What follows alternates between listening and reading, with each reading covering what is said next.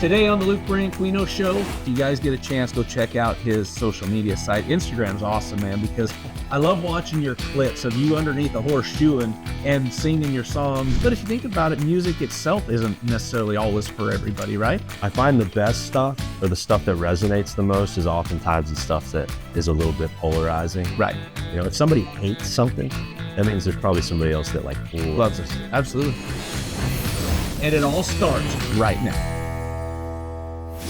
Welcome to the Luke Branquinho Show, and I've got a guy, when I say crawls under horses, now we got to clarify that. Jarrod Morris, thank you for joining us on the show. Thanks for having me. But when I say crawl under horses, it's not like you just crawl under there and look up. And I mean, you do that for a living. You shoe horses, or you are what do we call you, a fairy dancer? I thought you said it was a pixie dancer. Pixie dancer. Yeah. That's what the barrel racers like to call me. Yeah, the proper... Sprinkle my little pixie, my fairy magical pixie dust on it. Proper terminology, which you get on Facebook, which we are social media, a farrier, not a horseshoer, a farrier. Yeah, it's got to be a farrier. Yeah, I usually get corrected, like at my shows too. I'll usually talk about being a horseshoer, and then there's usually typically like an old lady, nothing against them, but she'll usually come up to me in like the merch line or whatever and be like, it's called a farrier. Oh, like, thank you. I would have never known that. Never. If it weren't for you. But now we have a new thing you could tell them. Excuse me, ma'am, I'm a pixie dancer. Yeah. I mean, I did have, when I first started, there were some people that we, for like young girls, we would do, it was like a sticker you'd put on the foot, Right. Have like flames or like little like unicorns or something. A hoof tattoo. A hoof. A hoof tattoo. I love it. That is the telltale too, when somebody, comments on something on social media, if they say hooves, I'm like, okay, yeah, you probably haven't really been around. And they spell it like hooves. You can by how they spell it, you can tell how they say it for sure. All right. But yes, I was a horseshoer for a long time. Horseshoer for a long time, but now and this has been a few years in the process, picked up a guitar. Now, is it something you've always done? Have you always been musical? My family wasn't particularly. They always had like really good musical taste. Right. And they were into a lot of cool different stuff, but nobody really played or anything. And it wasn't until high school I had some buddies that played guitar, and it was just cool to sit around and hang out and play with them. And then I wrecked my vehicle my freshman year of college, and I had nowhere to go, nowhere to get anywhere. So I just like stayed holed up in my dorm room and played guitar for a year. Good. Yeah. But it took me a long time to even figure out how to sing. I'm still not like a great singer, but I got the songwriting bug. So I do what I do well, but I can't say I'm like an incredible talent or something like that. Well, there's people that would beg to differ. And if you guys get a chance, go check out his social media site. Instagram's awesome, man, because I love watching your clips of you underneath a horseshoeing and singing your songs. And that, to me, that is hard, number one, because horseshoeing, being a farrier, is tough work. Ferry boat captain. Yeah, exactly. And then singing along with it, and do you get a lot of inspiration when you're underneath them to write your songs and stuff like that? I think so. I mean, especially the world that I'm in with like country music, folk music, it was always supposed to be about kind of the common working man. So I've always tried to keep it as real as I can. Yeah. And there's something about like manual labor by yourself, like whether you're freaking driving a fence post or, whatever, shoeing a horse, and you're out there alone, let your mind wander. Absolutely. I think it's good for you creatively for sure. Making your lyrics really general or kind of broad, like where it could apply to everybody. Mm-hmm. It's kind of funny. It actually starts to become, at least nowadays in music, it almost starts to become more unrelatable, as opposed to when you hear those songs that are like hyper specific. Yeah. Like maybe they're talking about stopping into their corner store or gas station, and they're like talking about their backyard specific, and they're using like very specific details. You would think that would be unrelatable because it's so specific to them. Right. But the more specific that you get, it actually starts to become more relatable to everybody. Because it's almost like subconsciously we kind of fill in our own lyrics in a way. 100%. And I think what we're identifying with is just somebody being super honest. Yeah. And the details means like honesty. And so I hear some like really generic sounding stuff that you can tell the writers were trying to be able to like make it applicable to everybody. And then it starts to kind of like, It sounds generic. But they've never lived it. They've never experienced it. Yeah, I know. too. I mean, I could sit down and write a fiction story about fairies and, but I've never read books. I've never done anything like that. So for somebody to be able to live in that moment and be able to put it on paper is what makes it authentic and genuine. I think so. I mean, here I'm talking about like I got it all figured out. It's like the creative thing is a little weird too. It feels a little bit more like discovery, like you're just kind of discovering options and putting them together, and it's elusive to say the least. Right. And the second that you kind of think you got it figured out, you'll like pick up your guitar and it's just garbage. Right. And the day before you came up with something you thought was so cool. So I don't know. It's a little weird. It's about like probably like rodeoing too, or it's like golfing, it's like one day you're freaking dialed in. Yeah. And you're like, what a lot of fuss. This is not that difficult, right? Like I could just do this every day. And then the next time you go play, you literally can't even hit the ball. Yeah. That's crazy. So I got to ask, when you're doing this, do you ever just get a block where you're like, my brain doesn't work. I can't think. How do you get out of that? It's not like a total block because you do so much preparation for the moment, I guess. There's other times where maybe like lyrics are flowing a little better. Sometimes melodies are flowing. Sometimes you're just playing the guitar and it's just like you're coming up with cool stuff right out of nowhere. And then there's like those magic moments where it kind of all comes together. Mm-hmm. So you just prepare. Like I got a bunch of musical ideas, a bunch of melody ideas, a bunch of lyric ideas. And then sometimes when you're really just feeling it, it's like you can put them all together, but you did the preparation for the moment. It's the best way I can describe it. At least that's for me. Well, you've had a lot of success doing, like I said, watching your social media has been amazing, but you just got a new album released, right? Yeah. Day Money? Yeah, Day Money. That's awesome. Rodeo Rock. Exactly. Rodeo Rock. And that's what I love about it. I mean, the Day Money is the album, but you have a song on there, Rodeo Pay. Okay. Yeah. Did you listen to it? I did listen to that. And so pre Luke Branquinho Rodeo, I feel like that is legitimately true the way you wrote that. And I mean, obviously you experienced it, so we know I'm not going to name names, but it's true, right? Well, I think we all have our own version of that guy that we knew. Yeah. You know what I mean? The guy that's like, he's the neighbor or you just know of him. And I mean, he's just a stud. And, whether he freaking trains horses or he ropes or whatever. And it's like, the guy's just, he makes a good living, but I mean, he is spending more than that he's making, right? In this specific scenario, he was a world champion rodeo cowboy, but, and it's like, what is this guy up to? He's throwing parties, living the bachelor life, and then so you end up finding out he's into a little bit of, so a little bit of a side gig. Yeah, just a side hustle. Something to help pay for his rodeo. That's exactly right, dude.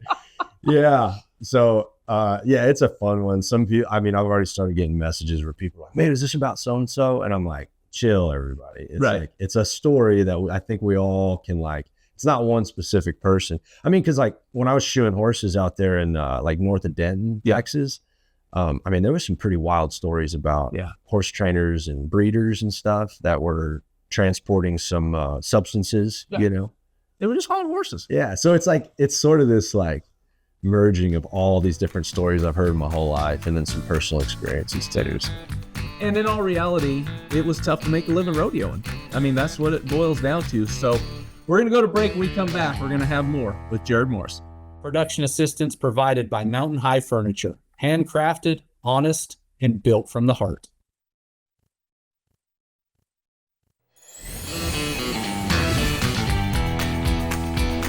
Welcome back to the Luke Branquinho Show. My guest, Jarrod Morris. We were just finishing talking about Rodeo Pay. And I mean, you guys go check it out. It's on his new album, Day Money. How many songs you got on there? I haven't went through the whole list. It's 8. So there's a couple cover songs. There's a Garth cover.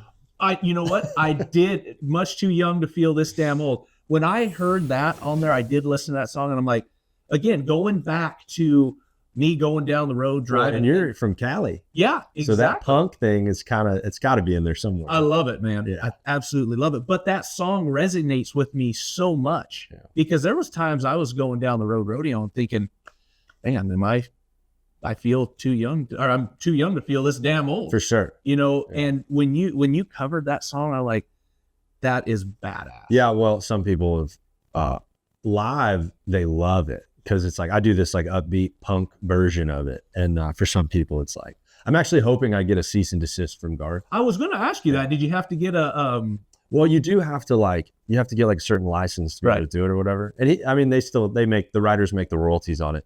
But I'm hoping I get because it's so out there, I'm hoping I get something from him. I'll frame it. I was going to say frame it. Absolutely. Get a cease and desist from Garth Brooks. Hey, Let's go. Did he sign it? Is it an autograph? Yeah. I got it on. Well, I'm right. Maybe, or his attorney. I don't know. Yeah.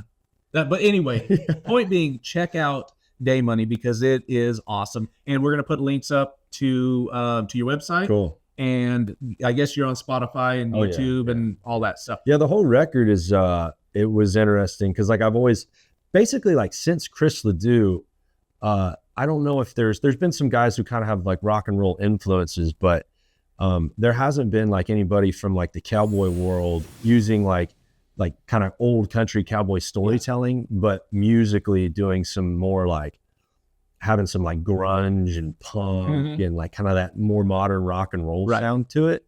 That hasn't really been done quite yet. And so I was like really curious. I mean, cause like that Rodeo Pay song, that's like, sounds like Robert Earl Keen and Weezer made a song together. Right. And so it's not for everybody. Right. Some people are like, because it's not old traditional country. But if you think about it, music itself isn't necessarily always for everybody, right? I find the best stuff or the stuff that resonates the most is oftentimes the stuff that is a little bit polarizing. Right.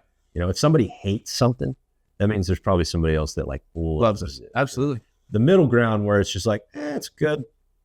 Right. I'd rather not do that. Yeah. You know, at least it invokes an emotion. I think there's plenty of people out there that do the middle ground stuff. Yeah. You know, going living on the edge, we should say, doing your fairy dance and pixie dance and pixie dust ferry boat cap. Oh, yeah. That's what that Pixie in fact your business cards for your Farrier service should actually say that. I still get people after shows that they'll come up to me before they ever say like I like your music or you sounded great or something. They'll just be like, you taking on any new clients? You got any new clients? Like at least like lead off with like you sounded good. Right. You know. Maybe just lead off with that. Oh, and then it's like, yes, I will come shoot. I'll go trim your pony. Right. I'd charge $350 a trim. Yeah, it's funny. When they're smaller, they act like it should be cheaper. It needs to be like quadruple. Well, yeah, because it's the harder work. That's the worst one I ever had was a little mini donkey and it kicked me in the face. They knocked me out. Let's get back on track here. Sorry. Talking music, Rodeo Pay. You are performing in Las Vegas here in just a couple days on the 5th. Friday night, second performance, opening the National Finals Rodeo. How cool is that? Oh, it'll be the coolest. Yeah, I'm playing a song called Kick Rocks. I like even just going to the rodeo and seeing people play that. I'm a little curious. I need your opinion. Do you think people like the opening performance thing? Because I've heard some people kind of dog it. I'll be completely honest with you. I don't know because when I was competing, I was always in the back and usually I'm hauling butt to get to my ears and microphone and I don't even get to see any of it. And I haven't heard many people complain about it. Okay. Because I've heard some people groan about it where it's like, oh gosh, we got to do this. Let's get on with the rodeo. Let's get the rodeo going. But I'm hoping the song that I play, it's high energy, it's rocking, it's kind of got this like Black Keys thing, but cowboy. And I think the place will be dumping. It'll be cool. Well, you can't ask for a better venue. It's literally why I wrote that music was for those types of moments. Well, and if you think about it, how many artists have been, if their young career, put in that light and how it's helped blow them up? Yeah, I know. Yeah, it's a huge opportunity. So Bo Gardner. Yeah, he hooked me up with it. But I met Bo through Chancey Williams. Okay. Chancey and I have turned out to be real good buds. Yeah, Chancey's awesome. Dude, he's the best. And it's hard to find cats like that in the music industry. So yeah, we hit it off. I met Bo. So he got me into that deal. More with Jarrod Morris when we return from break. But before we do, you need to check out the amazing work that Mountain High Furniture does at the Cowboy Christmas. You know, there's something special about folks who still build things with their own two hands. That's exactly what John and Wendy Powers do at Mountain High Furniture. For more than 25 years, John's been designing and building handcrafted furniture the old-fashioned way, one piece at a time, from start to finish. He first picked up woodworking in the Navy, where he learned precision, patience, and a pride in doing things right. And today, every piece that leaves his shop carries that same dedication. When you visit their showroom in Sundance, Wyoming, or call them up, you're not just talking to a sales rep. You're talking to the owners themselves. Folks who care about honesty, quality, and treating customers like family. Each piece can be customized to fit your home and your story. Heck, don't be surprised if John's the one who delivers it himself. So when you're in Las Vegas for the Wrangler National Finals Rodeo, stop by the Mountain High Furniture booth at Cowboy Christmas, December 4th through the 13th at the Las Vegas Convention Center. Come meet John and Wendy, see their craftsmanship up close, and feel what real, handmade quality is all about. Mountain High Furniture, handcrafted, honest, and built from the heart.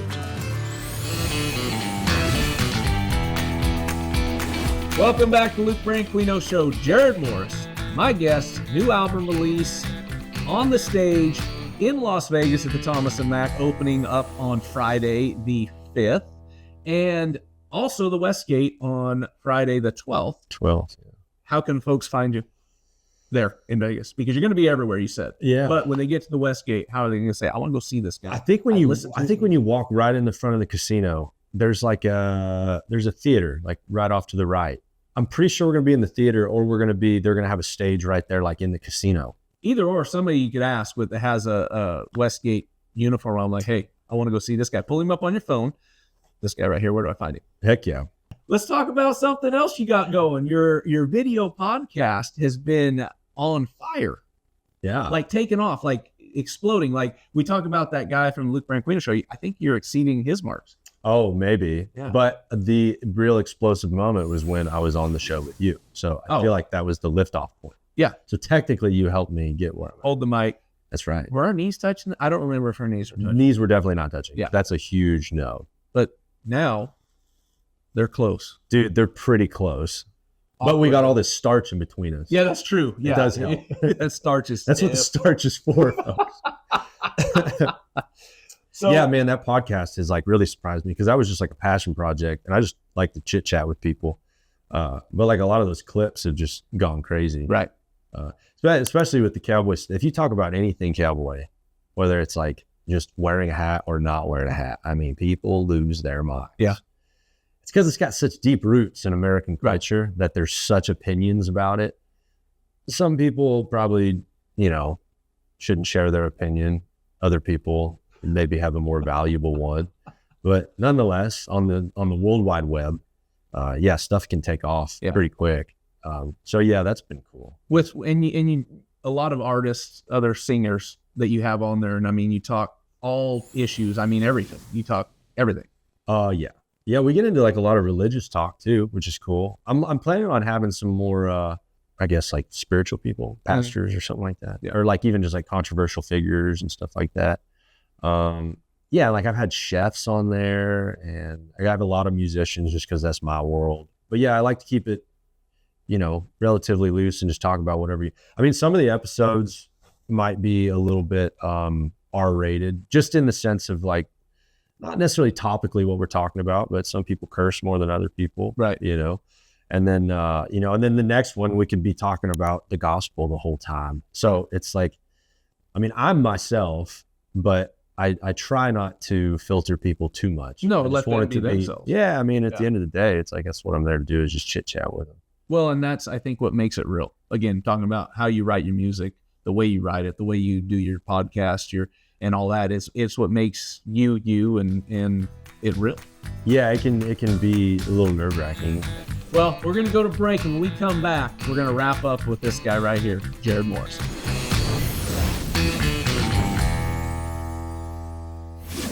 Welcome back to Luke Branquinho Show. We're going to wrap up here with my good buddy, Jarrod Morris. But before, we got a couple rapid fire questions and a couple more things we want to get out to the public. So we're going to start with rapid fire. Make them rapid. Okay, one artist you would want to perform with? Chris Ledoux. Yeah. It don't matter if he's gone. No, it'd be awesome. It's still true. Chris Ledoux for sure. Yeah, that'd be sick. Yeah, that would be awesome. Mm-hmm. What was your most memorable moment on stage? Up to this point, obviously, because there's a lot of that. Palming a girl's head, because it was the most embarrassing moment of my life. You palmed her head like, hey, girl. Because I didn't know, I panicked and I didn't know what to do. It was like kind of when I first started. It was the first time that I had like a big crowd. Yeah. And they like handed me their phone. There was a group of girls that handed me their phone to like take a picture. And I'm just like, and I like take the picture and I could have just handed her back the phone. And I would like got caught in between like a high five or like a fist bump. And then I was just like, I just placed my hand on her head. And then I was like going to pat her on the head and I was just like, what are you doing? Inside, I was like, what are you doing? She loved it. No. She looked at me and was like, yeah, just like, And then I turned around and we had the in-ears and my drummer was like, oh my gosh, did you just palm that girl's head? I was like, I don't know what I'm doing. All right, we're going to wrap. JarrodMorrisMusic.com. Check him out. Vegas on the 5th, opening the National Finals Rodeo, and on the 12th at the Westgate. Yeah, man. Yeah, you're nailing it. Yeah, I'm getting you remember the dates better than me. Yeah, man, I can't appreciate enough you coming on the show. Looking forward to you here in a couple days in Vegas. Thanks, bro. You bet. Thanks, buddy.